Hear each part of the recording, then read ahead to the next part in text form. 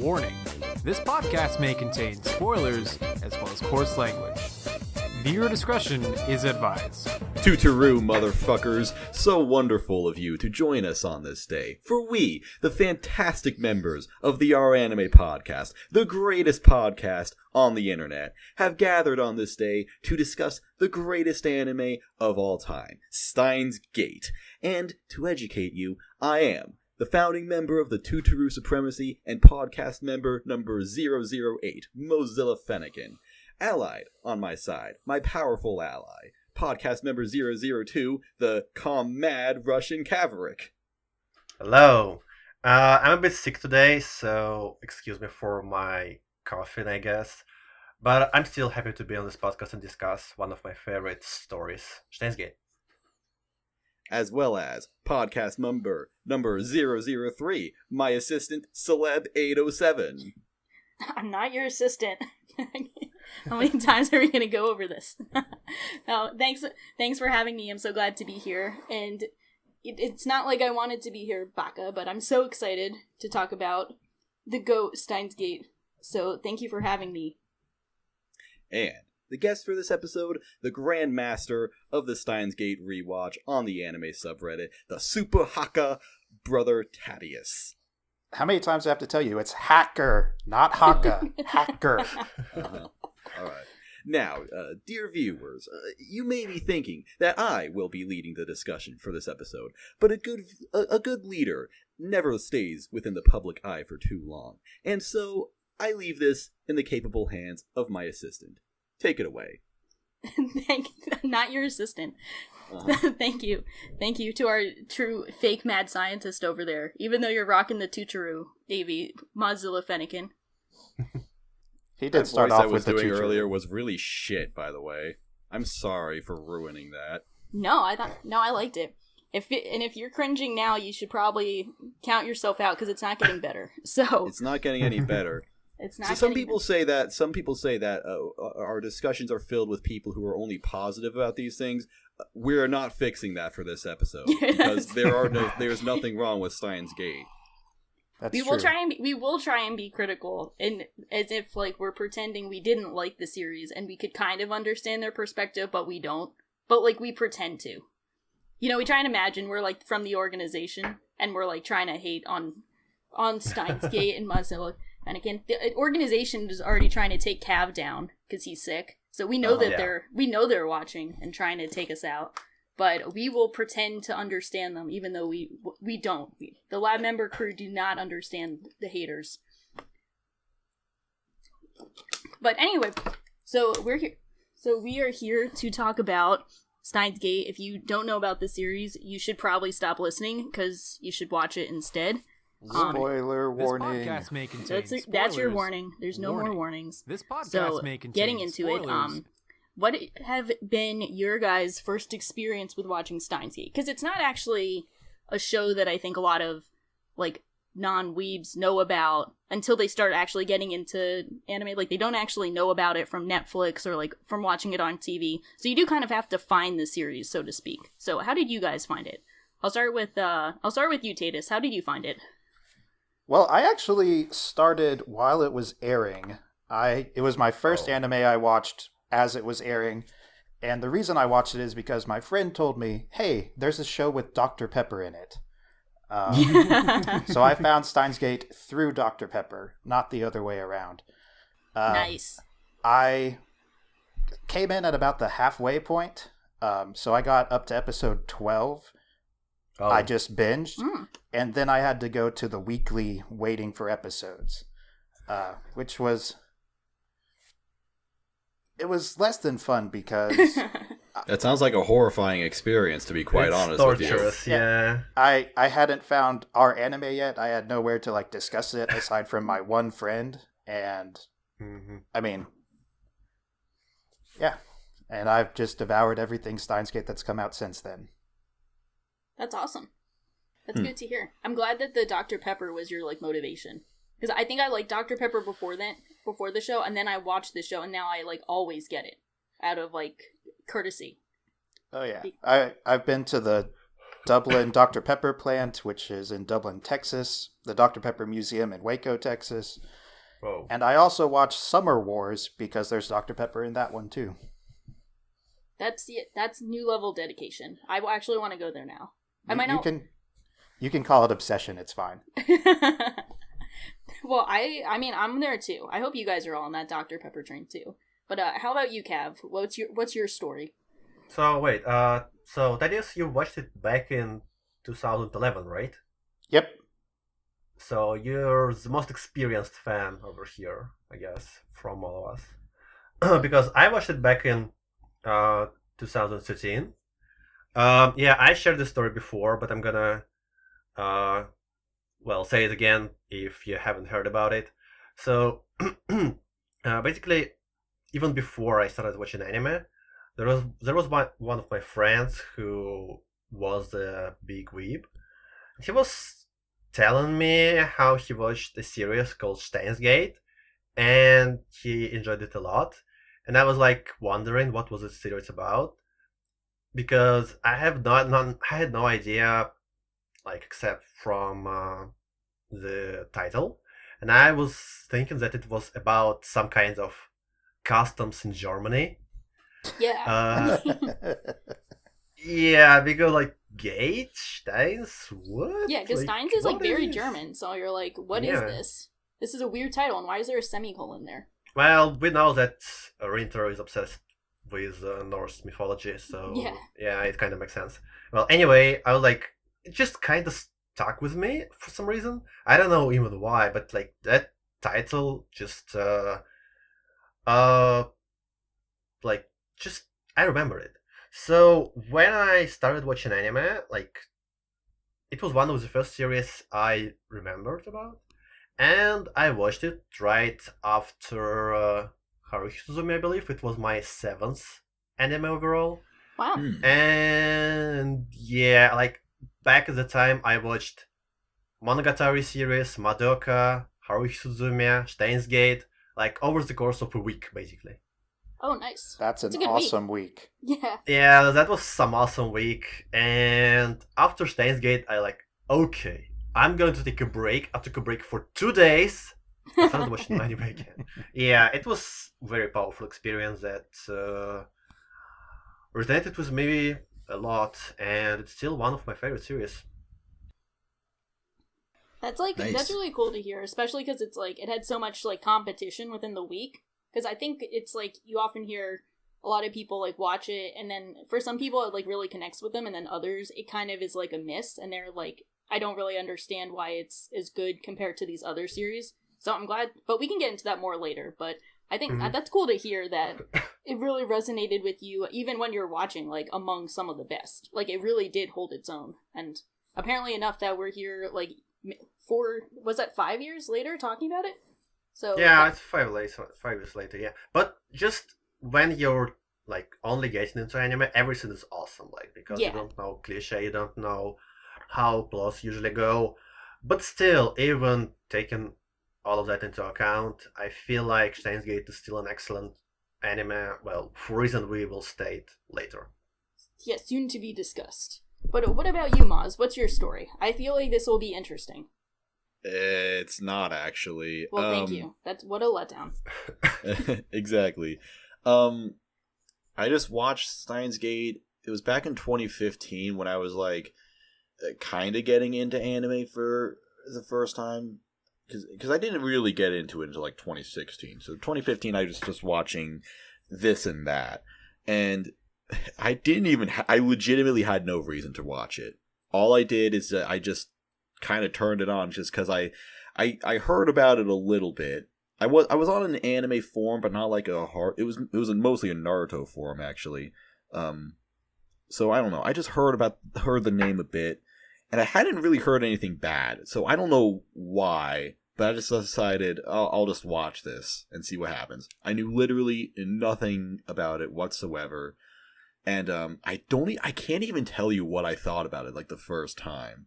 I mean, there are certain things I can say, plot-wise, but I don't know. It wasn't even my favorite anime until, like, much later after the fact, because I was still on this whole, like, Mirai Nikki craze in my super early phase of anime when I watched Mirai Nikki, and that was my favorite for a long time. So yeah, it was several months later that I actually listed it as my favorite, but yeah, I really don't have any special story to tell you about Steins Gate. I just watched it completely out of nowhere, and I just really enjoyed it. Although I will say that I do remember watching the first episode, and when Mayushi gives Okabe a Dr. Pepper, and she says, "Yeah, you really love Dr. Pepper, don't you?" And he says, "It's a chosen, it's an intellectual drink for the chosen ones." And I already drink soda constantly. I already drink Dr. Pepper all the time. So when that line came up, I'm like, this is going to be the best show ever. So I see the Dr. Pepper appeal is just here. Exactly. For everyone. We thought we liked it for like In fact, tangible reasons, but it's really just Dr. Pepper. Like that's the only reason we're here. In fact, I remember being like, why the fuck didn't anyone tell me about this series? Because this is exactly what I want. So on the topic of Dr. Pepper, yeah, after I watched the series, I was buying Dr. Pepper every weekend for like two years, I believe. It was my ritual. I think it's like probably the most successful like product placement, if only because it like actually sticks in your mind. Because like we all know about Code Geass and like Pizza Hut and stuff, but that's become more of a meme. I've never been I've never been like, wow, Code Geass. Now I actually want to order Pizza Hut because it's garbage. But like Dr. Pepper, I've been like, you know what? I'm an intellectual chosen one. It's time for me to get Dr. Pepper. Like Pizza this Hut is it. Okay. No, I live in New Jersey. We'd have pizza places every 5 minutes. Okay, that's fair, to be honest.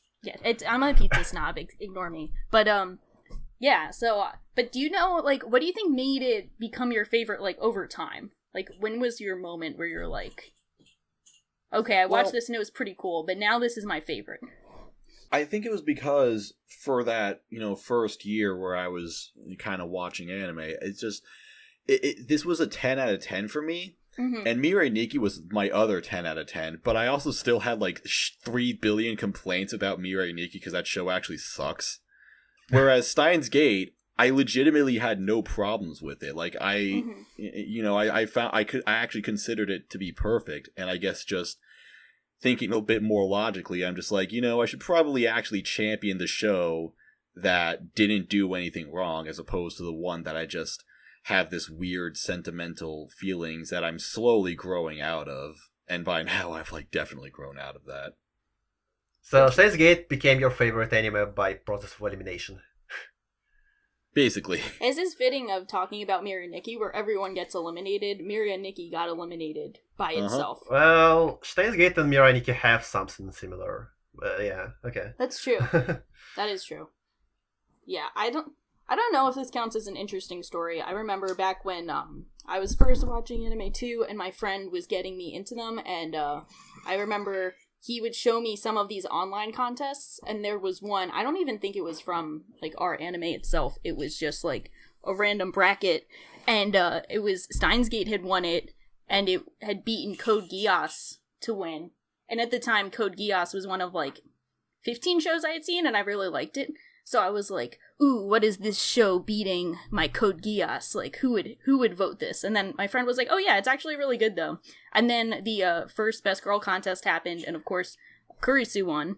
And I saw that she was from Steins Gate, and I was like, what is this? Like, why does Steins Gate keep winning these contests? And my friend is like, well, it's pretty good. You should check it out. And I asked him like, oh, what's it about? And he just said, it's about these college students who time travel with their cell phones. Which is like the worst, best way to describe it, because it's true, but it makes it sound like the dumbest show ever. No, I have a better description, just to interrupt. But the best description I've ever heard is that a man laughs while microwaving bananas. Yep. That's yeah. I think I might actually like watch it more with that one, because I was like, why? But it just sounds so weird. But he's like, I won't tell you more than that. They just time travel with their cell phones, and it's like these college students. And I'm like, okay, well, like, what the fuck is this show? So then I checked it out, and I was like, oh, wait a minute, this is actually, like, a really chill, fun show. And then I think I got, like, 2 episodes in, and I asked him, I'm like, am I gonna have some feels with this? And he's like, yeah. Just like no doubt, just yes, you will. And then so then like naturally I watched it and I didn't find the first half slow at all. And this is like early on when I had mostly just watched like very fast-paced series like Bacano and Kill la Kill. So I hadn't even really seen that many slice of lives to really like, be accustomed to them. And I thought it was like a really good first half and it was really chill. And I'm like, look at these nerdy kids just goofing around doing shit. And then like, of course you get to the second half and I like watched it in 2 days. It was just like crying in college alone in my room over everything. And so I had to turn around to my friend and be like, yeah, I can see why this beat Code Geass. I understand. Like, yeah, this is fair. And I think it was the first time, it was like maybe like my 15th show. It was between like 15 and 20. But I was like, okay, this is the first show I've seen where I want to say like, this is my favorite. Like, this is going to be a favorite and it's not going to change. And then it has not changed many years later. And I think, I'm not sure if this is the time. You guys know my story of like, posting about how Steins Gate was my favorite show, and some guy was like, go watch. Well, he's like, well, you just haven't watched enough good shows, and I'm like, well, what shows? And he's like, literally any good shows, and I'm like, okay, so I haven't seen 100 shows yet, so I'll just keep watching, and maybe something will dethrone it. So I get to 100, nothing has dethroned it. I get to 200 completes, nothing has dethroned it. I've gotten to 300 completes now, and we're still here, and nothing has dethroned it as my favorite show. So I know that guy is, like, not listening, but, like, game over. It's not working. Fuck that guy. Kind of related to that, if we're all done talking about, like, our first experiences with it, yes. I guess that's a yes. Because I actually wanted to say that since it has been since 2015 when I watched Steins Gate, and ever since then, I've watched upwards of like 200 anime since actually watching this. And I've always had it on the back of my mind that if I watch it again, I'm not going to like it as much, just because I've had so many different experiences and my taste has changed so much. So finally, the rewatch on our anime gave me an excuse to rewatch it, and of course, Zero is coming out finally. And yeah, I just wanted to say it's like after all this time, it still is my favorite anime. Yeah. If anything, the rewatch made me like appreciate the anime even more than when I first saw it. Yep, it gets better on a rewatch. Yeah, it does. Yeah. I can say that as someone who has rewatched it over 30 times. Wow, Jesus. Whoa, okay. I'm such a fake fan. I need to go. I'm such that's too OP. It depends. I only seen the series once, actually, like 5 years ago, but I've read the visual novel 2 times. Nice. Okay. See, that's impressive. And the recent time I read it like 2 months ago, and it's still very fresh in my memory. I got the visual novel back in 2015. I played like 2 chapters and I haven't touched it since. Oops. And I have the visual novel for Zero, except I don't have a console to play it on. So this is just we're actually just posting this as like a GoFundMe to get Mozilla a PS4. Exactly. It's like, just like if you have a heart, just give this man a PS4 so he can play his favorite visual novel, his favorite anime visual novel, soon to be. I got the collector's edition. It comes with an art book, and I open it up, and it says this contains spoilers for the game, and I'm like, fuck! But I can't even enjoy the perks. No, well, that's an interesting topic, because what do you guys think about it compared to the visual novel? Because I hear a lot of things of like visual novel adaptations are always tough, but then I always also hear like, I like the visual novel, but then I didn't like the show, and then you get the very rare situation of I like the show and not the visual novel. But you guys are like our experts on this, so what do you guys think? Well, TBH, most of visual novels, which are adapted in the anime, they have like different routes, and sometimes they have like no true route at all. So, for example, Grisai no Kajisto has no true route at all. So what anime adaptation did, it kind of tried to adapt all 5 routes into a single story, which of course turned to be a disaster. Yeah. But Steins Gate has a single route, which is, well, it has different routes, of course, but there is only one true route, which is possible to adapt into anime. And the length was perfect, like it was a 2-core show, and the direction was good, so everything was transmitted into anime form really well. Basically, both the source was good enough to adapt. There were no like difficulties with it, and the direction, the production of the anime was on par with the visual novel. I'm still kind of not sad, but I want to say that if you love Steins Gate, I really encourage you to read a visual novel, because it has great. It's probably my favorite visual novel of all time. First of all, I want to say, yeah, it has beautiful art. It has amazing production. It has pretty good art. It has very good other endings, which cool. Yes. which the anime kind of omits because, well, it only adapts the true ending. But other endings are really interesting, and they show different characters from different sides, which we do not see in anime from those perspectives. Yeah.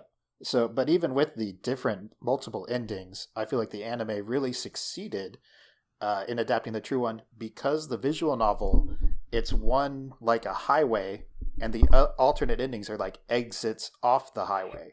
So it's like, I'm going to stop the main story now and go do the Suzuha ending or the Ferris ending or whatever. Yeah. And so that just made it really, I feel, in terms of adaptation, really simple for them.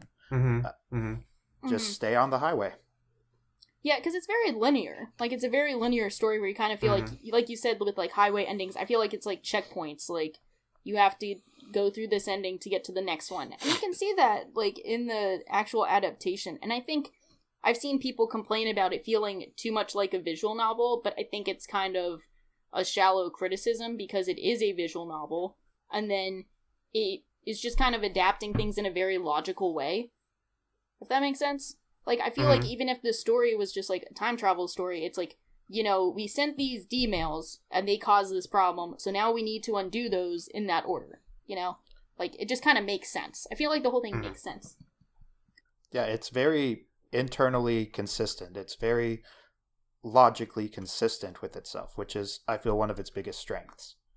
And then the alternate endings are just, what if I don't undo the D-mail? What happens then? Yeah. And one of my things was I started, I think it was probably some good timing, was I watched this series after playing one of my favorite games, BioShock Infinite. I don't know if you guys got to play that, but that's like the first-person shooter. It's like in the same series as BioShock, but it has a lot of like time travel, alternate universe mechanics in it. And it was a fun game, but I felt a lot of it was very convoluted. And it was one of those series that you really couldn't appreciate until you had like a chart in front of you detailing everything. Like, it was really tough to figure out when you got to the end. And I was like, you know, this is fun and all because I'm invested, but, you know, it's not an intuitive story or system. So then I go to Steins Gate, and they, like, first off, use the, quote, slow, unquote, beginning to really talk about, like, the time travel system with the D-mails, with the phone, like, how, like, this text message changed this, like, changed the timeline. Like, they are very, like, detailed and methodical in explaining why things are happening and how they're happening. So I felt like it was, like, a very easy time travel system. Like, it made sense. Yeah, I can see it, yeah. Well, I would say, in general, was what Moss has said before, with the rewatching, that Steins Gate is good for both newcomers and for veterans of anime. Well, it's really hard to find people who have watched many anime and haven't seen Steins Gate yet. But still, it's a very good anime for newcomers, just gateway anime. Because it's a Steins Gateway anime. Yeah, I wanted to avoid it. Yeah, But yeah, it's just doesn't have lots of peculiar Japanese like terms or stuff. Like it doesn't alienate viewers too much. Like I guess there is fairies, I guess there is Akihabara and stuff, but still it's not too weird. It still touches topics which are relatable to everyone, and it's just a very easy watch, which is also very high quality.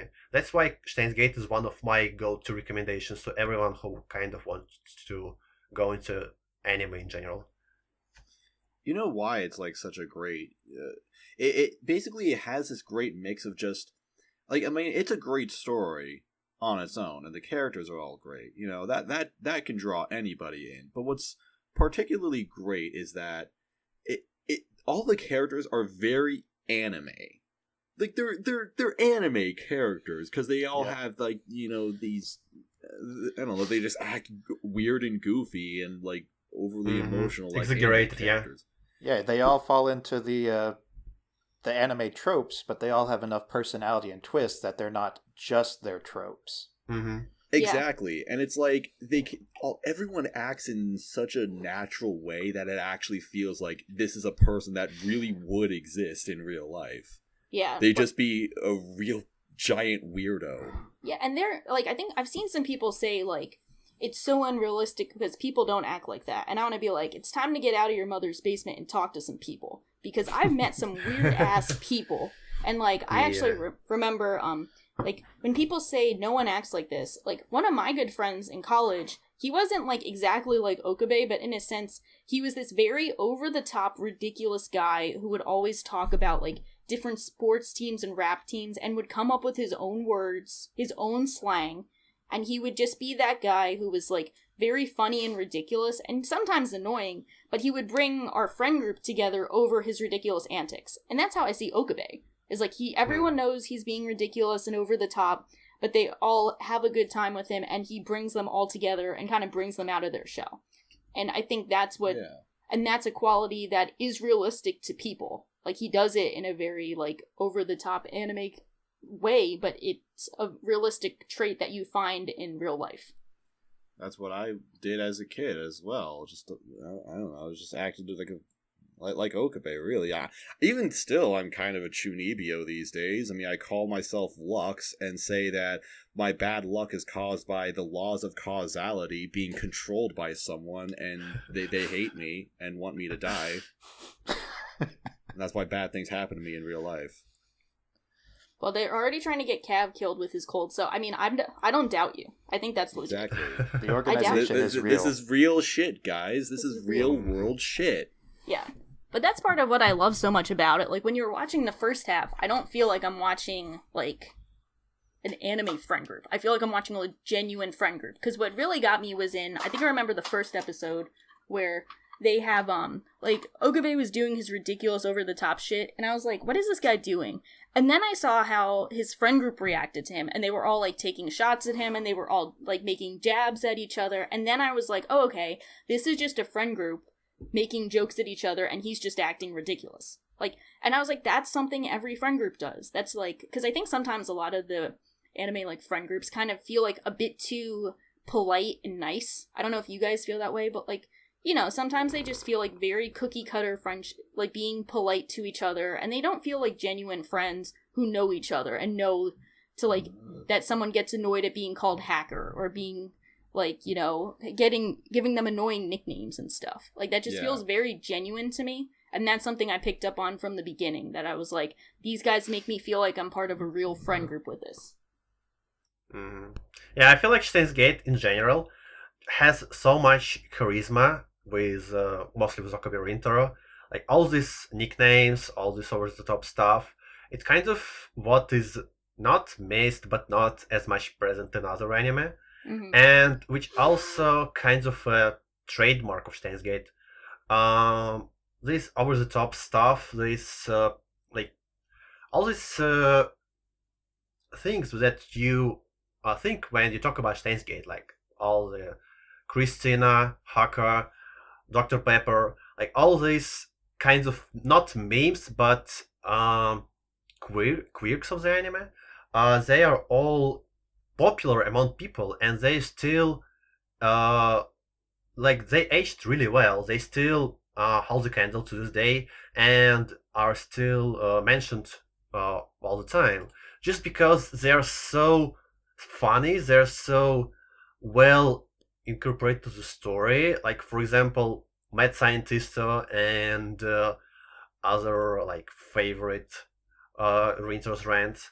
They're all fun and they're all seem kind of genuine. Just they're not too forced, you know. They kind of just so logical out of his personality, out of what happens in the show. So everything is just goes viral after that. Something I kind of picked up from rewatching the anime. So I mean I never like did a full rewatch of the show, but just over the past couple of years, there have been occasions where I'll just turn on an episode randomly from the first half of the show, just because they're just kind of fun slice of lifey sort of things. But rewatching this entire thing, it made me realize, I mean, the story is great. You know, I have no problems with the story, but what I love most of all is that, as it's been said, all these characters are so great, and Steins Gate is like secretly one of the funniest anime I've ever seen. It really is. Because all these characters, they just have like all of these like this anime is just full of zingers. Like everyone just has these like quick one-liners. Someone will just say something and it's funny. It's not like a lot of comedy anime. It's like you said, Shaw. Like I feel like a lot of groups are more like organized, I guess, where it's like they have like all these sort of skits, I guess, but they feel like they're just staged and just kind of artificial. With Steins Gate, it's just like, again, someone will just say something and it's just funny, and the scene just moves on as if it never even happened. Like no one ever, like one moment that I remember a lot is when they're experimenting with the phone microwave, named Subject to Change, and Kurisu, she's under the table, and she gets up, but she bumps her head, and then she goes to Mayuri, and Mayuri pats her on the head and says, "Owie, owie, go away."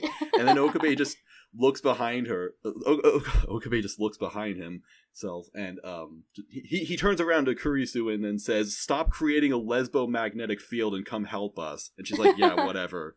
And it's just like, no one acknowledges that he just made a hilarious comment about what just happened. The scene just continues. And I love that. And those lines are all delivered so great. Like, yeah, the actors, it's just so natural. Whether in the sub, the original, or the English dub, I feel like the acting is all fantastic. All the lines are delivered in a very natural feeling way that just makes it work. It's like, this is a legit, real group of friends, except they're all completely fictional. Yeah. And I think it's kind of tough to describe that. Like, when you try and describe, like, what's the appeal of Steins Gate? Like, what is it with these characters? Because I do see a lot of criticism towards the cast and characters outside of Okabe, where they're like, well, I don't like the characters. And I can't really, like, explain it too well, because I'm kind of like, you know, these people feel like my friends. I feel like they're dynamic, feels genuine and natural. And I don't know if you can really explain that unless someone's experienced it. It's kind of tough to quantify, like, what does an authentic friend group feel like? I think, like, to me, it's people making jokes at each other, and as you said, Miles, like, not acknowledging that. That's just a normal thing. You don't have to take a pause and be like, wait, he said something funny, we laugh now. You know? People just make jokes at each other all the time, and then they go on as usual, because that's expected of friend groups. Like, everyone isn't in, like, that role, so to speak. You don't have the funny guy. You don't have, like, that guy who does this. Like, it's not like that. Everyone is making jokes. Everyone has a unique dynamic with each other, and I think that's really exemplified in Steins Gate. Yeah, that's interesting. Like, even though all the characters in the cast, like, there are certain anime tropes, it's like, as a group of friends, it's not like they're a particular person within that group. I get that, like you said, there's no funny person. They're all funny. Yeah. In different ways. Yeah, they all just kind of, in a way, they're all very similar to each other. They just all, you can just connect them, I guess. I don't know what I'm saying. No, I know you. I know what you're saying. That's what matters. Thank you. I get you. But that's my assistant for you. Ha! When are you gonna call me Christina so I can say there's no Tina? Tina Mokenshi. Tina Mokenshi. Tina Mokenshi. But yeah, it's kind of tough to quantify because it's not like, I don't know if I'd say something like Ferris is a great character per se, but Ferris fits her role perfectly in Steins Gate to help make it what it is. Not to pick on Ferris, just like example I can think of. Like, I mean, Ferris is awesome. Character. No, Ferris is awesome. Well, that is one of the common complaints people have about the show is it feels like Ferris, Luca, Moeka, Daru, even Mayuri to an extent, they're all... Oh my God. People always say they don't get a lot of development and not a lot of growth. That's why they need to read the visual novel. Yes, I agree. They need to read the visual novel, but the fact that they don't get a ton of development, it's a time loop. Like, yeah, it's like a character in Groundhog Day didn't have a lot of development necessarily, but they get a lot out of the 2 weeks that the story takes place over. Yeah, and Zero is going to have even more. Yeah, like when people say they don't develop, I on one hand, I understand and don't necessarily disagree. On the other hand, it's a time travel story and they literally undo development. Like, that is the point. You see the potential that these people have in what directions they can go in, and then you remove that because they got to get back to ground zero. So it's yes, correct. They are not developing because they literally undeveloped in this episode. That was the point. And that's real life too, because I don't know about you guys, but I haven't changed a whole hell of a lot in the past year. Development doesn't happen that fast. I've definitely undeveloped as a human being, so I think it's fair. I've been undeveloping from the get-go, but I've been devolving. Yeah. I mean, I could see these complaints as well, but still, all the side characters still have their own stories, have their own arcs, and they still kind of make sense. Fairies, Rukas, Moekas, everyone has their own episodes to shine in. Mm-hmm. So they all have their purpose, they all have their significance, and as Thaddeus has said, all of them will come back in Zero and have some even more development. So yeah, they're not exactly here to expand on Ritro's harem or something like that. They still have they still have some significant roles to play in the story. Because it just kind of doesn't seem that way at the beginning, but when you rewatch, when you read the visual novel, you can see that all these kind of quirks on how they develop the time machine, how they interact with each other. Fairies suggests how the time works, for example, which kind of leads to reiterate how to create a time machine, or how or what kind of role Ruka plays in Rintro's life. It's all kinds of interesting. It just doesn't seem that way at the beginning. Yeah, I agree with that, and I think also kind of part of the point is with time travel stories, just in general. The whole point is it's very much a plot-driven story, not necessarily a character-driven story. So it's we all know Okabe is going to develop, but also, we should kind of not really expect otherwise. I don't know, it's kind of a weird thing to say, because I do like the characters in the cast, and I think they elevate it, but I wouldn't necessarily have them be the selling point of the series. I kind of disagree here, or not disagree, probably have a different point of view. I would say that characters is the stronger part of Steins Gate rather than the plot. Okay, I'll take it.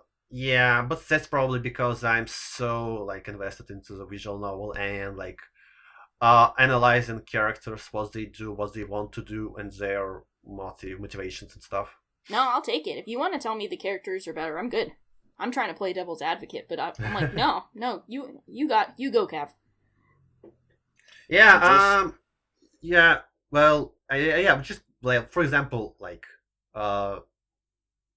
Rukako is definitely one of the most criticized characters. But if you just think about it, you could just see how protective Rinter about him. Yes, him. So, Uh, He's a guy. because yeah, he's the guy.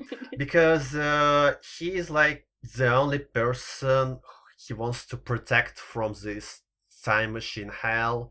He wants him to keep normal, and that's what he tries to do. Like he's very important to Rintaro, like his role in the series, and just his interactions and how he struggles with his own identity. It's all very interesting. It's all very like multi-faced. It's just kind of happens like within a couple of episodes, but still he has lots of. It seems like he has no like definite value by the end of the series, but he still plays a major role like in Rintaro's life, and it's still the story about Rintaro, and we still need to learn more about him. And Lukako plays a big role here. I don't really have any problem with Ruka. I don't know. I just find Ruka and Ferris to be like the least enjoyable characters, but even then I don't even think they're bad. And it's just like, I don't know. The reason why I'm just struggling to say anything is just because I'm thinking of how I'm going to murder all of these people that I constantly see making wrong judgments about my girl Mayushi. Just saying things that are just flat out wrong. This is your time. You gotta give it to him. What do you want to say to the Mayushi haters? Fuck you. Fuck you! Nah, Fuck you, fuck you! That was brave. Here. Fuck Here. you! Exactly. I'm so honored that you felt the courage to speak up against your oppression. But Yeah, well, yeah, I don't know. I feel like people who dislike Mayuri just do not really want to get. They don't her. have souls. That's what they do not. I don't really get it, because I think as the series goes on, her role is like very much important. I mean, she's very much she's crucial in Okabe's development. She's the reason he is how he is now, and she's the driving part of the like literally half the story. I mean, she's very much important, and then I think some of the most touching parts of the series are with her, because I'm kind of weird. I didn't like cry or anything when she died in like episode like the second half. Like when she kept getting killed, I was kind of like, oh, this is some serious shit, but I didn't cry or anything. But then you see something like her visiting her grandma's grave, talking about how she's worried about Okabe, or And one that of she's like having- yeah, or like one of the most powerful scenes in the whole series for me was it was a bit later on in the series, which we can get to, but it was when Okabe, it was in episode 22 when Okabe time leaped back to the universe where, the timeline where Kurisu was dead, and he made one of his speeches, and Mayuri just says, like, you don't have to pretend to be strong anymore, like, you can cry now. Like, if you And he don't... slaps the shit out of him. Yeah, no, that was before that. In 23. That In was 23. yeah, that was important. Yeah, but that's Shit. But yeah, she says that, and like, if you don't feel touched by that, I feel so bad for you. That was just like such a heartbreaking, sweet thing to say, and no one could pull it off but Mayuri. No one else. And I'll have everyone know that after I showed my mom Steins Gate and wanted to show her my best girl, Christina, she found Mayuri to be the best because she was so cute and she loved her. So my mom betrayed for the Tuturu. So, thanks, Mom. I respect it, but you still betrayed. I would argue that Mayuri is the most important character, actually. Well, yeah. Well, she's the reason why Rintaro goes so far, like in the second half of the series. I mean, even outside of that, even outside of the fact that, she dies, it's just that she has such a perfect placement in the cast where everyone is like, you got Okabe, you got Kurisu, and you got Daru, who are always talking about like all this complicated science shit, and then you just have Mayuri, who honestly doesn't really care about any of this. She just wants everyone to have a good time. She just wants everyone to be friends. She just wants everyone to hang out. And you know when things kind of start going south and Okabe is really acting up, she's like, I don't think we should be doing this anymore. This seems wrong. And when Okabe says, when they complete the time machine, they said, we'll just publicly announce it and give it away, and that'll be it. And she's like, that's a fantastic idea, dude. And it's like, I don't know, just Mayuri's little contributions to this story. She's the heart of the cast. She's the heart She and really soul. is the heart of the cast. She's the one that brings everyone together. I don't know. It's like, it's funny because she's not at all a normal person, but in some way I feel like she is the actual like normalcy of the show. Yeah, I can see that. Yeah, it's a good way of putting it. Yeah. Well, and the fact that she befriends like everyone in the series as well. She holds the group together. Like, Okabe finds them and brings them all together with his wacky, zany personality, but it's Mayuri that keeps them around. Like, if it wasn't for her, Kurisu probably would have left. Like, yeah, exactly. Yeah. There's no way Suzu would have stayed around either. Like, they all are there, and they stay there because of Mayuri. Yeah. It's like, it's kind of like, I think back to when they're trying to build the time machine, like fix the big time machine so Suzuha can go back in time. And, like, you know, Daru's working, Okabe's trying to find someone, and Mayuri's like, oh, well, I'm gonna try and find her dad, because, like, that's why she's here. Like, she focuses on, like, the heart, like, she's not really focusing on their survival or the task at hand that's, like, the crucial task, but she's like, you know, how am I gonna be useful? Wait, she wants to find her dad, I want to help find her dad. And it's such a, like, heartfelt goal to have, and it's, like, you know, she really finds a way to connect with people on a person-to-person level. And one of my favorite parts of Steins Gate is how, you know, as it originally came from, like, a visual novel in which I think, like, everyone had feelings for Okabe, I really love how Kurisu, who's, you know, like, the main love interest, has such a deep friendship with Mayuri. Like, they never seem like romantic rivals. They never seem like rivals in any sense. They're just, like, really good friends. Like, she brings out this humanity in Kurisu that she doesn't normally have, and this softness. So you can see that, like, when Kurisu starts finally realizing, like, what's going on with Okabe, she wants to help out because she wants to save her friend Mayuri. Like, she wants to help out because Mayuri brings out that humanity in everyone. Well, it helps that both Mayuri and Kurisu are very self-sacrificial. Yeah, that too. But then, that makes it even sadder. But, you know, I think back to that one episode where Okabe's like, yeah, Mayuri's gonna die at, like, 7 today, no matter what, it just is gonna happen. And she's like, well, let me try, and I'll go with her to like, comic or whatever, and I'll try and make sure she's okay. And then he gets the phone call when, like, Mayuri dies, and Kurisu's just freaking out.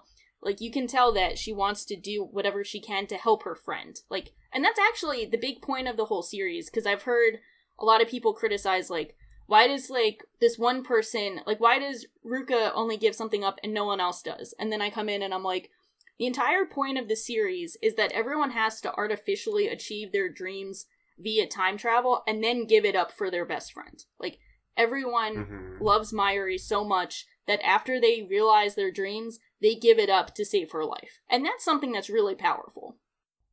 Because Mayuri is the best character of all time. Fuck y'all. And by the way, she did end up finding Suzu's dad with her 200 plus IQ. Yeah. Yeah. Like, just in like D&D terms, because I'm also that kind of nerd, Okabe and Kurisu and Dara might have high intelligence, but Mayuri has the wisdom.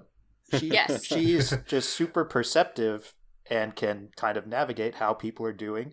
And she sees things that the others, though they're, quote, smarter, miss. Yeah. She does play a very crucial role. Like, we cannot deny that. You can deny it, but then Maz will yell at you. Rightfully so. If you say, okay, like, knowing all of this, if you still have the misinformed opinion that Mayuri is useless, that she's just a moe blob, I'm going to find you, and I'm going to slap the fucking shit out of you, okay? Don't do that. Don't do that in my presence. I will not allow it. I got a list of people who think that way. You want me to forward it to you? Yes. Send me all of their personal information. I will ruin their lives. Yo, we got some new organization shit going down here. This is some real shit. Don't fuck with me. By the way, it's nice that you said that both Kurisu and Mayuri are self-sacrificial, Sha, because, like, Kurisu says that, like, when Kurisu knows what's going on, she says, I shouldn't have to live, Like what was it? It's like if it means that Mayuri gets to live, I should die. You know. Mm-hmm. I really wonder how Mayuri would feel in that situation, because Mayuri doesn't know any of this. She never finds out about this, and so she just has nightmares. She does have nightmares, and yeah, and she's obviously sad about it, but she at the same time she doesn't tell anybody about it. She just goes over to Grandma's grave and she's like, I don't want to bother anybody with this. So yeah. And it's I just want to know what Mayuri would say if she knew that this was all happening. I think she would say she'd say like I should die if it means they stay alive. I think she'd be equally as like self-sacrificing about it. I think so too. I mean, she constantly like wonders if she fits the group, like because she like doesn't bring anything like brains wise. So she constantly like thinks that she doesn't belong here. So of course she would think that she should die or something like that because she's of no worth. But at the same time, like everyone constantly reminds that like Mayuri is the most important person to Rintaro. So and that comes into a big play when people are like, why is he so chuny? Why does he act like this? He has no reason to act like this. And then you're like, oh, you learn that Mayuri was going through a tough time, and Okabe kind of put on this personality to remind her how much he needs her. Like she's his hostage. Like he's a mad scientist, she's his hostage, and he needs her around all the time. So Mayuri felt needed by that, and you can kind of see through the events of Steins Gate that she's kind of trying to return the favor of like helping Okabe behind the scenes by just kind of like carrying this burden and trying to, kind of hold her stuff together because she knows he's suffering. But it's a very important dynamic between the two. Like, you can't undermine that when looking at Steins Gate as a whole. Yeah. What I really liked about the writing of the series is how it differentiated Kurisu's and Mayuri's role. Mm-hmm. And how Rintaro was stuck between those two characters, who to save. And even though he like loved Kurisu by the end, and he was saying that she was the most important person, like the one who he loved. Mm-hmm. He still was determined to save Mayuri no matter what. Like it was his determination. It was his final goal, and he still didn't change it. Like till the end. It was very interesting dynamic. It was very good. It was what I really enjoyed, how it was portrayed, how it was presented, and that ultimately he chose the girl he wanted to save and not the girl who he loved. Yeah. I love is this where I get to like spaghetti over Kurisu? I feel like that's a transition. Close enough. But no, I love Kurisu, especially her role in the series is something I think is very unique, because I often hear how she's a typical tsundere, which gets me having some Mozilla reactions of like, no. What, you gonna slap them too? No, I'm not gonna slap them. I'm gonna disregard their existence. It's more passive aggressive, but it's more chilling. It's more of a Kurisu, yeah. It's more of a Kurisu response, but I think when I look at Kurisu, I think she acts like a very like what I expect a legitimate scientist, like child genius to act like. I don't think she actually acts like a cold bitch at times. I think she's actually just like a very serious person, and that Okabe and the rest of the lab members just bring out this kind of like teenager fun that she never really gets to have. But what I really appreciate her the most, outside of her like sarcasm and wit, is the role she plays in the story, which is her helping Okabe. And I was thinking about it, and in so many romantic relationships, they're all defined by the guy kind of helping the girl in like more situations than not. Like it's how does he help her and make her develop? But in Steins Gate, it's like how does Kurisu help Okabe in his endeavors and maintain his sanity? And you always see her, like the first instance where he tells her what's going on and she acts like a mad scientist and does a laugh to cheer him up, acting outside herself. And then just later on when she's helping him with, like, try and figure out a game plan, even though she can't remember it. Until the very end where she is like, you need to time leap and sacrifice me in order to save Mayuri, both for her and for your sanity. Like, it's just so great to see her role be the helper and the support system when I find it flipped most of the time. It adds a cool dynamic to them. Yeah, because she's not a damsel in distress. Like, yes, she's going to die in the Beta World lines, and so she needs to be saved, but she's quite capable of helping save others. And the only reason she dies in the Beta one is because her kryptonite, her dad, is involved. Like, if it wasn't for the fact that Nakabachi stabbed her, and then Okabe stabbed her, and time travel gets weird, but if it wasn't for Nakabachi being there, Kurisu wouldn't have been in any trouble. She could have solved pretty much any problem thrown at her. Yeah, that's exactly right. And I didn't know his name, so thank you. I just call him Kurisu's dad, or like that asshole. Nakabachi, yeah. That asshole is probably more appropriate. Dad asshole, yeah. Yeah, I kind of agree here that Kurisu's role is like of a helper is really good. At the same time, she's really self-sacrificial.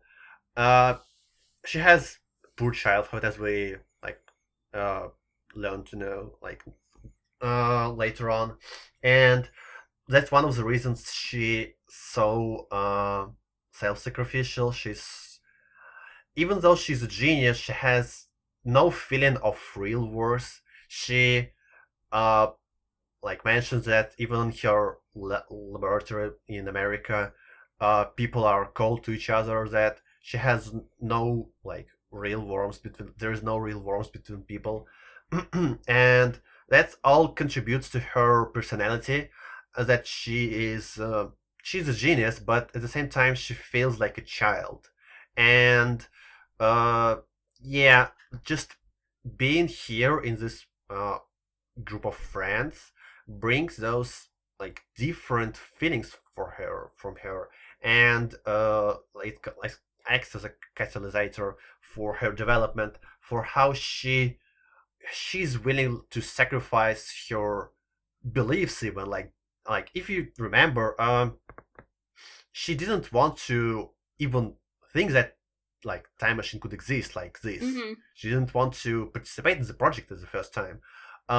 She was willing to sacrifice it just for science, and then for her friends as well, because she grew up to like them, and it was very good development to me. Yeah, something that I think is a cool plot point for her is she's always been interested in science, but I think because of her bad childhood, she's been made to feel kind of guilty over enjoying science from her dad. She's kind of guilt tripped it because she is so good at it and she's better than him. So there's always kind of this complex nature with her between what she loves and what she's talented at and actually enjoying it. So she'll go to school in America and she will do research and she'll excel at it, but she's not really going to have fun with it until she comes to the lab with the lab members and see you can do scientific research and have fun with people, and have fun with people who appreciate your enjoyment of their hobbies. It's a cool way that they let her enjoy her passions more through their enthusiasm, and no one holds it against her for being so smart, which is something she doesn't get in her competitive environment. So it was cool to see. I just liked seeing, it was kind of you see a lot of characters who have talent and they're kind of have conflicting relationships with their talent, and I enjoyed seeing her development with that. Yeah, I see what you mean here. And go on. No, I was just gonna say, and she's best girl and my waifu. Fuck you. That's all. But what were you gonna say? That sounds like you had something of more substance to say. I would say that I agree with you. Yes. Kurisu is also my favorite girl in the series.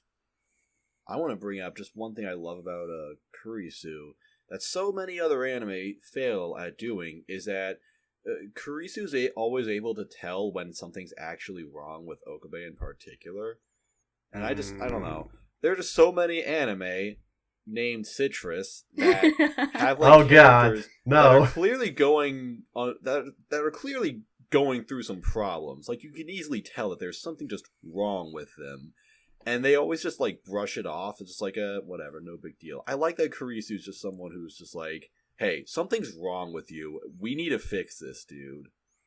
And that's that's one of the things about the whole Future Gadget Lab. Their friendship, you can tell that they all really care about each other and love each other because they notice something's wrong and they try to fix it. Mayuri trying to find Suzu's dad, Kurisu trying to get Okabe to tell her what the hell's going on. And the other characters have moments too, but those are the ones freshest on my mind. But you can tell they all really care about each other. And that contributes to the genuine friend group feel. Because when your friend, like, you can tell when something's wrong with your friend, and you don't do a, like, hey, what's wrong? And they say nothing and walk away, and you just stare at them shit that, like, all anime pull. And then it becomes a plot point the next episode. Like, when something's wrong with your friend, you're like, dude, what's wrong? And you actually, like, investigate and try to help them. Like, that's just such an authentic reaction that they have. Mm-hmm. That Citrus does not have. Speaking of that, I just realized it's like, I said that Kurisu's someone who will actually, like, really step up and try to, get Okabe to open up and, explain what's wrong. Whereas Mayuri also understands that something's wrong, but she also just kind of she just kind of leaves him alone because she doesn't want to bother him. And it's just great to see how they differ. Yeah, different, But it is my fuck you moment. Fuck you all people who think that first half of Steins Gate sucks. Yeah. Okay, honestly, the first half of Steins Gate is better. It is. I'd agree with that. Yeah. I mean, I like both. I wouldn't agree here, but I would say that it's a very important part because it establishes the group together. Like, the whole friendship we're talking about. It's thanks to the first half, how it develops, how everyone gets together. It's brilliant. It's amazing. It's why second half works, basically. You can't have the second half without the first half. You literally cannot have it. Mm-hmm. It's just a great structure to the plot where the first half establishes, again, all the characters, but it also establishes the themes of the anime, where they use the phone microwave name subject to change, and then every time they do it, something really major happens, and it just really shows, like, the consequences. Mm-hmm. Yeah, like the theme of the anime is cause and effect, right? Mm-hmm. So it's like they send a text back in time, and then then something happens, and they just kind of really play around with this. Like, at first it's just like, I don't know, this thing, someone does this thing differently, but then someone completely changes, or an entire town changes. It's like, the depth of it is pretty amazing, and all of that comes into play in the second half. What were you gonna say? Sorry. Yeah. But what? I thought Tatus was gonna say something. I was just gonna say, and Maz, please don't hate me for this, but the first half was absolutely vital, because if Mayuri had died in, like, episode 3, I wouldn't have cared. Like, I didn't have the attachment to the characters yet. I wouldn't have by either. The time it happened in episode 12, it's like, oh shit, like, these are people I actually, like, am invested in their relationships, I'm invested in the characters, and now she's dying.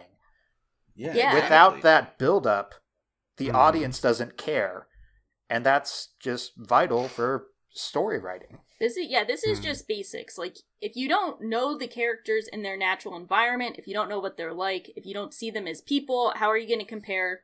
Like, if you're not laughing with them, you won't cry with them later on. Like, how are you going to do that? Yeah. So I think it's a very, like, short-sighted criticism to be like, oh my god, the first half is so slow. I also think it's dumb as fuck, but that's a little less, a little less nice to say. I could see how they think it's boring, but I do not agree here, but I definitely cannot agree with people who are saying that it's not necessary and it could be skipped, because some people like that. Like, when people say, I think I've gone, like, full circle, because I remember when people would first bash the first half, and I'd be like, no, it's not, you're wrong. Then I'd just be like, okay, but just, like, wait until this point. And then I've come to the full circle, like, if someone complains about the first half, I'm like, nah, you should drop it. Yeah, like, not because I know it gets better, I know it's worth it, but you're not worth it. You're not worth experiencing this. So I've come full circle to still be an asshole about it, but I'm just like, you know what? You're not ready in your life to experience characters being normal people to then go through hardships. You're not ready. Maybe you'll be ready someday, but not right now. So you need to drop it and get out of me. Get out of my face. Yeah. And just for the record, Mayuri wasn't really my favorite character until, just like Steins Gate itself. I don't even know when I decided that. In fact, thinking that she was the best character of Steins Gate, that didn't even happen until like episode 8 or something, when I just like sat down and thought, who is my favorite character? I guess I like her the most. I'm pretty sure my mom said the same thing. My mom might have been like, oh, she's so cute, she's my favorite. I was like, Mom, my waifu though. And then after that, I went to look up. I went to Google because I wanted to look up. I think I wanted to like find out her age so that it wouldn't be like weird or something. And then I just went on Google and just typed in Mayuri Shina, and one of the first autocorrect results was Mayuri Shina death. That was weird. And I'm like, how the fuck does she die? What? Like, of course, Google's betraying once again. Yeah, do not Google names of characters you haven't. Do not Google anything. Ever. Do not Google anything, yeah. It only puts you in despair. In any case, yeah, what I wanted to say, and what Maud has already mentioned, is cause and effect. And it's one of the major plot lines of Steins Gate, and what makes it so awesome. Because you can observe every changes there are in the world lines. And it's just so awesome.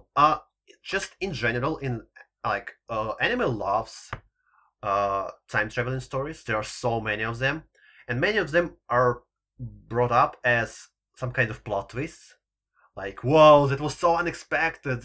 It's a time traveling story. Like, this character is stuck on the loop. This character is actually here for 123rd time. I don't know. And in Steins Gate, it's not a plot twist. It's the whole meat of the story, and unlike most of anime as well, it tries to explain its time traveling in scientific terms. It's not pulling it out of the ass like some stories. Like, for example, I was so mad at Erased that Satoru's ability was never explained at all. Yeah, they didn't even try. Yeah, they didn't even try. Yeah.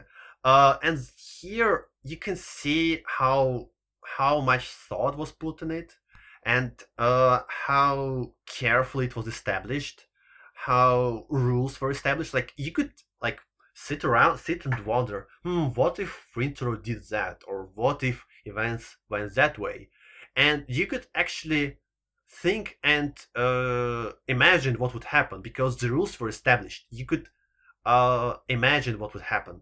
And that clarity, that ability to observe these changes is what made the plot so great. Like, you could see what would happen. Yeah, and on the subject of Erased, that's an example of this is time travel, but it's magic as far as the story is concerned as a writing element. If anyone's not familiar with Sanderson's First Law, Brandon Sanderson, fantasy author, an author's ability to solve conflict with magic is directly proportional to how well the reader understands the magic. So it pays off in a hard magic system like Steins Gate, where the time travel has very clear rules. It follows very logical progressions. There are some things you just can't do, and there's no ass pull to fix it. As opposed to Erased, where it's very soft magic. The rules are not clearly defined. It just sort of happens. Who the hell knows why? And so when something gets resolved because of that, the audience, we feel cheated. We don't get it. But it feels earned in Steins Gate because we know what's possible, what's not possible. And it's just much more satisfying. Yeah, exactly. When everything goes back and you and Rintaro and audience realize that Kurisa has to die, you don't feel cheated. You know it would happen. This is the rules of the universe, basically. Yeah. I kind of say, now, when people try and bring up, the slow start complaints, not just in general, not for Steins Gate, but in general, I'm like, if you want to, if you want to show with the really fast start from the beginning, you can get Erased, but if you want a show that's gonna, develop characters, time travel mechanics in the story, you get Steins Gate. And I think the legacy of both kind of speak for themselves. When people just remember how disappointed they are in Erased, and we're getting another season of Steins Gate this season. So. Oh, by the way, if you happen to visit Steins page on my anime list, do not ever scroll down to similar anime. Yeah. Because there will be spoilers for those anime where time traveling is a twist. Yeah, that's a good point. Don't look at the recommendations. Mm-hmm. Yeah. Like, just don't do that. Also, yeah, I think it's kind of, yeah, just don't do that. Yeah. But yeah, just how Steins Gate approaches time traveling is really interesting and refreshing. I know that some people would kind of nitpick that, oh shit, it's so not scientific, it's just so bullshit. Like there are some plot holes here and there. I don't know, just I know some of them like kinds of relevant, some of them have some kind of merit to it.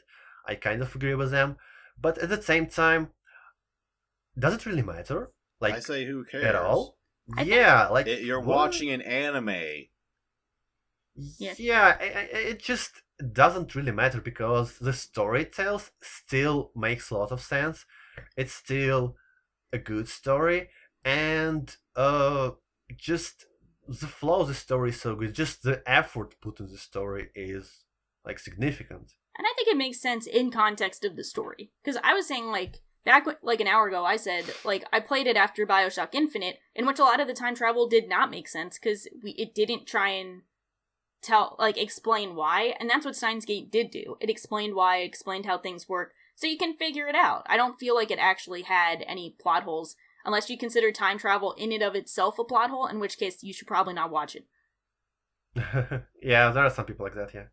Do you have a fuck you fight me moment, Tatus, in Steins Gate, or are you like a rational person, unlike, do you not get triggered?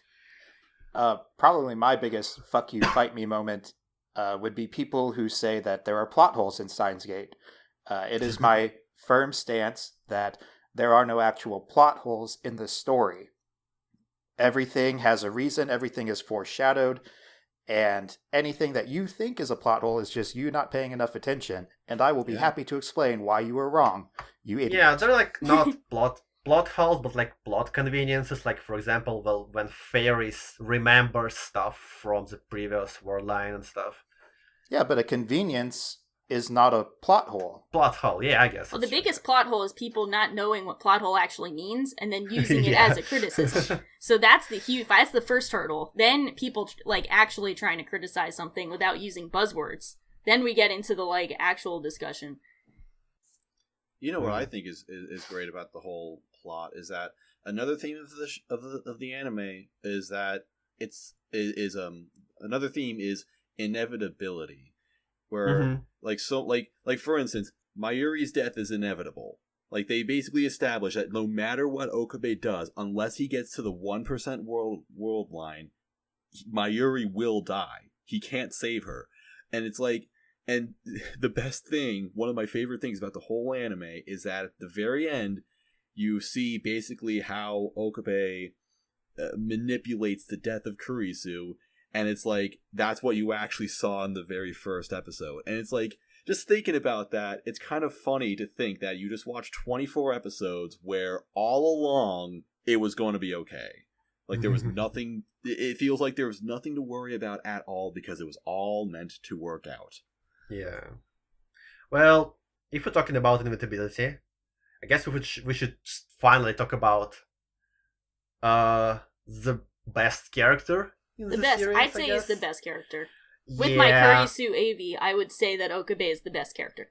I actually went ahead and put him into my favorite characters list, finally. Nice. Yeah, like it was several weeks ago. But yeah, I believe Rintaro is who makes the series like work. Like, the reason why. Like, just his development is so great. Like, it's just so amazing. He starts off as like this kind of annoying Chunibyo with some charisma to his name. Like, he's some quirks and some weird lines he says. I don't know, I liked him from the beginning. I know some people were annoyed like by his personality for what he's doing, but it was still needed because just the sheer difference between him in the first half and him in the second half is so significant that if there was no such contrast, it wouldn't hit you as hard. And just the development he gets like in the middle of the series when he realizes that we went too far. We shouldn't have gone so far. We shouldn't have made a time machine. And then he breaks. Then he tries to save Mayuri, like jumping through like time over and over again. Just his sheer determination, how he works out, how he tries to make everything work out, how he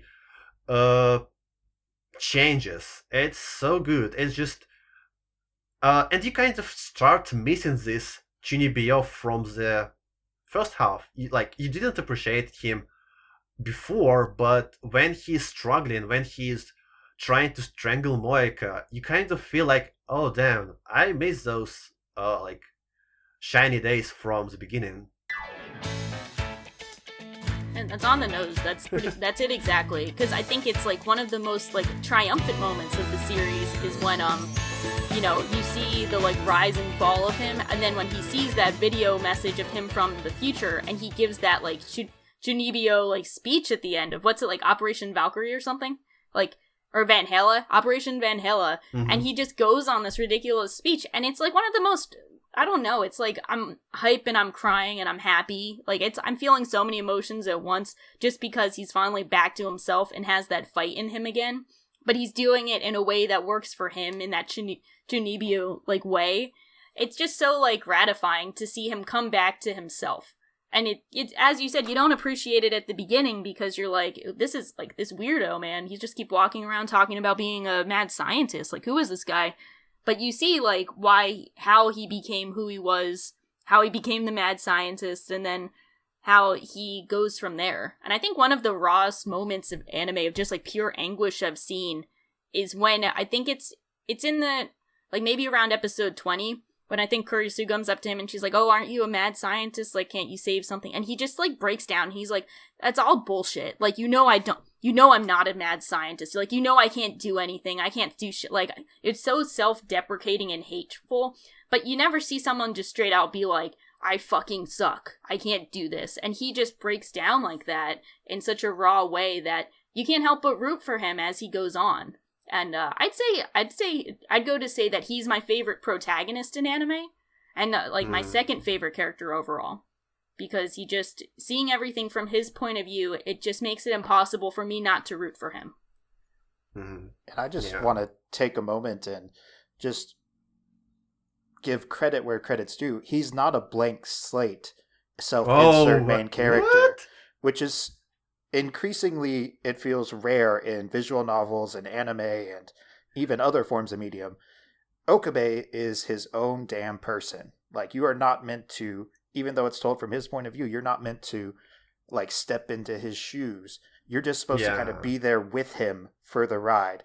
And you're supposed to identify with him a bit. Like, if you don't like him by the end, there's a problem.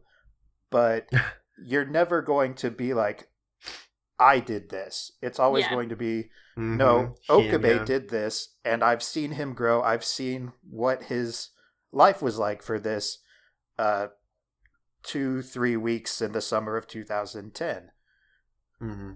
Yeah. I hope no one says that he is a blank state of a character. No one in their sane mind would say it.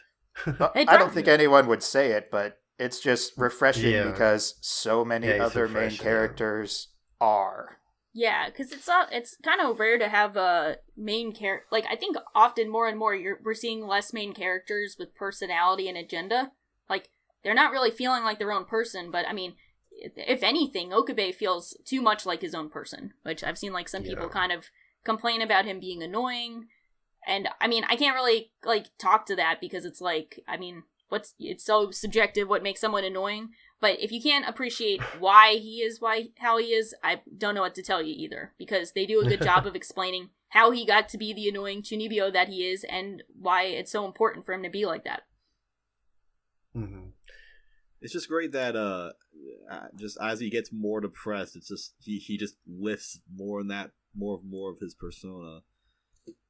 He stops. He becomes less of the mad scientist and more of the sad scientist. Sad scientist. Yeah, but eventually it's his mad scientist persona which leads him to develop in the way to Steins Gate. Yeah. Yeah. Now I want to rant about the ending because I feel like it's like one of the best endings I've ever experienced in any kind of medium, because it perfectly manipulates like emotions of audience. Because well, let's just go step by step. First of all, we see that finally Rintaro achieves the goal and deletes the like this data on Cern's terminal. And it seems like everything is okay. It's a good point. But then he realizes that, oh no, in the beta timeline, Kurisu dies. It's a low point. Once again, you kind of feel sad. But then when he comes back, he sees Suzuha, and she says that no, there is a way to there's a way to make everything work. And then you kind of, okay, well, you and Rintaro in high spirits, and it's once again a good point. Then that meeting with Nakabachi happens, and Rintaro has no other option as to kill Kurisu, and then you feel down once again. And when you feel down once again, Suzuha once again says that there is a way to Steins Gate, and there is a message from your future self. And once again, there's a high point, and the anime never leaves it. So what I'm saying is that it constantly comes through high point to low point, like it's a roller coaster, and it never stops. It's from one high point to one low point, and so on and so on. It's just pushes on all right buttons. It manipulates emotions so well that you cannot help but like root for Rintaro by the end of the anime. Yeah, and I feel like we can't really talk about the ending without mentioning at least a little bit about Steins Gate Zero. Do we want to do that now? Or... Yeah. And no, I want to ask all of you about your favorite scene of the anime first. Oh, that's a good question. Okay. Mayuri's soliloquy at the graveyard. Oh, ooh, that's a good one. Talking to her grandmother's tombstone. That makes me cry every single time I watch it. Just Hanakana did an amazing job. Oh yeah. And it's just, you finally realize what Mayuri has been experiencing through all this, because Okabe has tried so hard to keep her from knowing about anything. But she's been getting the visions. She's had the deja vu. She's got a little bit of reading Steiner after all. Mm-hmm. And it's messing with her. And she feels useless, like she's a burden. But then she says, I'm sorry for talking that way. And Okabe finally is able to make his decision that Kurisu had been pushing him towards. Mm-hmm. Yeah. I think I'm just going to say that as well. I've honestly just never thought about this. I don't know. I don't have any specific answer, but yeah, I might just go with that. What about you, Shay? I think mine is, it's kind of tough because my favorite episode in anime is episode 22, when that's the one, that's the beginning where like Kurisu is like, okay, you need to time leap back, and then they have their confession scene, and I love all of that. That's like, I love that. That's so cute. I love it. I'm crying. But then I think my favorite scene in that episode is when Okabe is going back to time leap to the time world, to the timeline when Kurisu is dead, and it's like right as he's about to like hit the button, she barges in and tries to say I love you, and then he is like goes right before she finishes saying it, and he's just standing there with Mayuri and Daru in the background, and he's just devastated. And then he gives that speech of like, we did it, Operation, I forget the name of the operation, it's some Ragnarok. Ragnarok is completed, yep. We've done it. And then when Mayuri is like, you don't have to carry the burden on you anymore. I think that's just like, that scene in particular is just kind of like Steins Gate in a nutshell, of like the emotional roller coaster of making you like feel hope for a second and then crushing you, and then while you're feeling crushed, kind of trying to pick you back up and like reminding you that it's not all bad, it's not all sad scientists, like you can feel happiness again and kind of move on after the hardships. Like I think that scene is just like true perfection, even from like the technical standpoint of the cinematography with that scene where he time leaps and they have the fisheye lens where they just show it's his reaction and everything else is in the background, and you just feel pure anguish in that shot. So what about you though? What's your favorite scene? Well, my favorite scene is connected to the character we haven't really talked about, Suzuha. Yeah. It's Suzuha letter. Oh yeah, that's a big one. We didn't talk about that, but that's a huge part of the show. Yeah, that arc in general and that letter just was so heartbreaking and touching. Yeah, it was just so good. I do not even have words to describe it because, well, you've seen Steins Gate, you know what I'm talking about. Yeah. Just so powerful, especially with such great voice acting. The power of emotions was real here. And yeah, it's probably my favorite scene. Even though I love Zenith so much, this scene is probably my favorite one. That's just like another punch in the gut. Like the I failed scene. Like you can never say that, and like you say I failed, and everyone knows, and they automatically feel that crushing despair. Yeah. Yeah. Well, let's talk about Zero, I guess. You gotta take it back to Zero. Haha, it's not funny anymore because ReZero isn't relevant. But yeah, no. Yeah, we will preface it by saying that we will not dwell into spoilers territory. Yeah. So we'll just briefly mention the surface, basically. Yeah. That's about it. Yeah. So for people who don't know somehow, that Steins Gate Zero is not actually a sequel to Steins Gate. It actually takes place in the timeline in which Okabe time leaps to where Kurisu has died, and he has just accepted that she has died, and he doesn't try to manipulate time anymore. He just tries to get through his life. And as you can imagine, he is very distraught. If you've seen Steins Gate Zero episode 23B, you get a taste of the PTSD that he starts suffering through. But then this is supposed to be the timeline that leads him to make that video that he texts to his past self, convincing him that you can go to the true choice of Steins Gate timeline. So that's so I don't know if that, do you guys have anything to add to that? I'm not sure if I'm explaining it well. It's tough to explain. Yeah, it's a midquill. Yeah, it's a midquill. It's a midquill. It's Yeah, it exists between episode 23 and episode 24. Yeah. And yeah, it also what did I want to say? I forgot. Well, whatever. Yeah. Yeah, and I would say that it's different. It would be to set expectations somehow. It's different from Steins Gate. First of all, it's different atmosphere-wise. Yeah. Because it's much more gloomy and heavy. There would some things happen which are kind of soul-crushing. Yeah. So expect that. Yeah, and the whole premise, because it's not just that Okabe is in a timeline where Kurisu's dead. He's in the timeline where he went back in the time machine and he himself killed her on accident. Mm-hmm. Oh, yeah. But it was still, he put the knife in her. Yeah, better than And so he is just completely crushed and broken. He's some sad scientist shit. Yeah, there's PTSD, and that's actually something that I feel like the VN dealt with pretty well, but I won't go into that too much. Mm-hmm.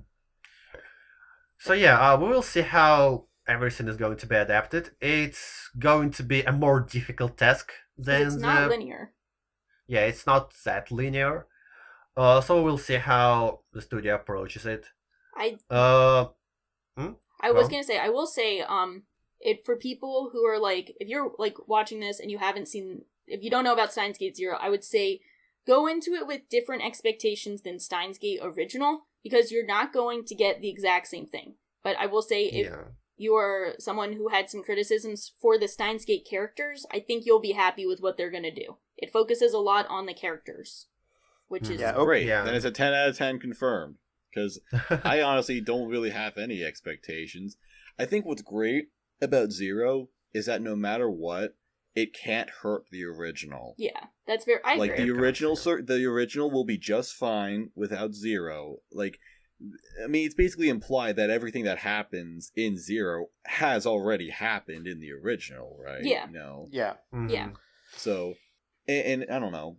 That's just cool. I'm just glad that I'm getting to see these characters again. Yeah. Because they're my favorite Mhm. characters in anime. I'm going to hear Hanakana say Tuturu one more time. It will be the greatest event of human history. Yeah, that's gonna be good. Like, I kind of say to myself, like, I could just watch just 100 seasons of Steins Gate, even if nothing was going on. It's just I just love watching these characters so much that even like those stupid like IBM shorts, Oh, I love those. like they're nothing, and I loved them because it's just more Steins Gate characters, and that's just what I want overall. So if Steins Gate Zero has, I mean, I don't know, I really don't care about the plot. If it's not a 10 out of 10, I'm not going to cry about it. Whatever. I still have the original. It's just nice that it's happening. I agree. I like that way of looking at it. I agree. Yeah. Also, I know, just for the record, I also don't know a single thing about Zero. The only thing I know is that, of course, the context of it, and I know about one character whose name I already forgot, but I, like, read one line of description, and when I saw it, I'm just like, what the fuck? The only thing you need to know is about the Japanese shaman girls. That's the Japanese What the shaman girls. Okay, Put the everyone's Japanese talking about these shaman girls in the I don't know what the Baglintalo. fuck those are. I don't know what that means. Don't tell me what that means, but what the Memes fuck? are leaking. Memes are leaking. The Memes from memes. the future. There is Also, actually there's this girl a named Japanese Maho, and she's shaman supposed girls to be really subreddit. cool. What?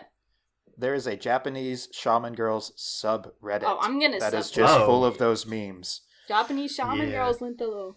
Like, I can't wait. The other thing I know is that there's this girl named Maho, and she's really cool, apparently. She had a minor, very, very minor off-screen reference in the original. Oh, She was talking to Kurisu on the phone. Oh, I haven't seen that. Didn't pick up on that. I gotta check it out. It was in the first half. Ooh, I gotta. Interesting. I want to see it as well. Yeah. Ooh, Like ooh, what she else? she doesn't say anything. She isn't mentioned by name, but she is definitely the person Kurisu was talking to on the phone. Mhm. That's awesome. Yeah, Nice. That's pretty cool. So yeah, we will see what happens with Zero. Just have some different mindset to it. Do not expect like, I don't know, another Steins Gate. Basically, it's going to be a different story. Yeah. Yeah. As long as people know it's not the same, I think they'll enjoy it. I think it'll be an enjoyable experience overall. It just really depends on like how they adapt it.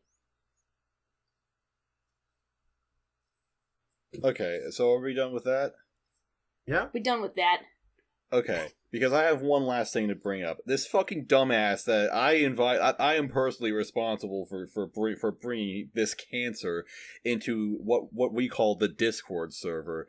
So this fucking dumbass named Nix, who I thought was my friend, is trying to tell me that Tuturu is spelled Tutturuu when everyone knows that it's just Tuturu. So Yes. I just want to know right here and now, which one do you agree with? The VN spells it Tutturu, but then the anime subs, the original ones that Crunchyroll made, were Tuturu. I don't know where this guy's getting that last extra U at the end from, because I haven't seen that in anything. Fuck Yeah. you, Nix. That's it. That's an important point. But also, it's kind of like, don't you just hold out the U as long as you want? Do. Like, you kind of determine the U's. It's all up to you. I guess that's true. Yeah, Yeah. you could put like 5 You- U's at the end if you want. You determine the U's. You need to take your destiny into your own hands and determine your own Tuturu. As it is written. Oh, you know what? I just realized the one thing I don't want in Steins Gate is I don't want anything bad to happen to my Yuri. Well, everyone's quiet. No comment like, here. I just said something I shouldn't have said. That's literally half of that is literally me not remembering and me not spoiling. Like, I don't even remember. Just don't do anything to Mayuri that I don't approve of, okay? Don't do shit to Mayuri. How about how Mayuri sounds like Mayuri, so people could think we actually were talking about seriously at some point. This was supposed to be a free zone. This was supposed to be a safe space. Yeah. Thought we were safe from the fruit. Anyway, I guess, like, quick thing, I think I should mention it quickly. If you haven't already seen it, there's a Steins Gate OVA and movie. You can, if you like this series, watch them. They're not, I think the OVA is really complimentary to the series, and the movie depends. I had fun with it, but some people don't like it as much. But I think they're worth watching if you enjoyed the series. So check those out. I forgot to do that for the rewatch. Shit. You don't even like the... Do you even Tuturu? Bruh, come on. Come on. I've been busy playing Pokemon Go. I don't know if people still did that. But anyway, yeah, did you guys have any comments on... I know you said, Tatus, like, you've experienced, like, some of the sides Steins Gate stuff? Maybe, like, some side manga, light novels? Oh, yeah. If you go to allaboutsteinsgate.info, you can see literally everything Steins Gate, every anime, every VN, every manga, every light novel, even the drama CDs, as well as links to the other stuff in the Psy Adventure setting. Yo, that drama CD, the one with the Okabe gets his mind put into, like, a dating sim, and Kurisu is a yandere? Yep. Yo, that's legit. That's some legit stuff. If you're like, oh wow, Kurisu wouldn't hurt a fly, you are wrong. That was nice. That was nice. I was gonna say nut, but it actually is too nut. Oh, there is some other anime that we didn't mention, the Pachinko shorts. So those adapt the alternate endings from the VN, as well as two of the drama CDs. So and the Distant Valhalla short story. I think I've read that one.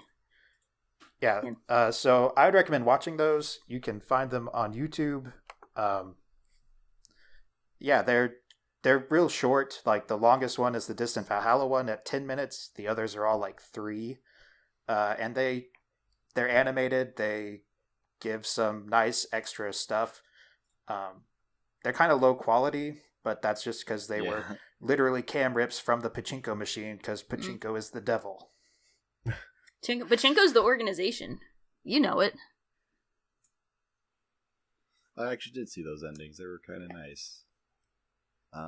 Yeah. I think we're actually kind of going over our time, but yeah. I think I've had all I want to say. Steins Gate is the greatest anime I've seen. If you think it's overrated, that's fine, but it's the greatest anime I've seen, and that's all that matters. But I think it's the best anime according to me, and I believe my opinion is more important than everyone else's, so it's objective. Unless and they also Mayuri is the best. Unless they agree with me, in which case Maz also has the correct opinion. Exactly. There it is. Wow. You guys don't have... Fuck you. Thanks for listening to this episode. Bye. Thanks for joining us. Tuturu. Tuturu. Should we do a joint Tuturu on 3? Oh, God. Sure. No, we gotta do it. Yes. Okay, I'm counting it down. Yeah, we gotta do it. Okay, 3, 2, 1. Tuturu. Okay, bye.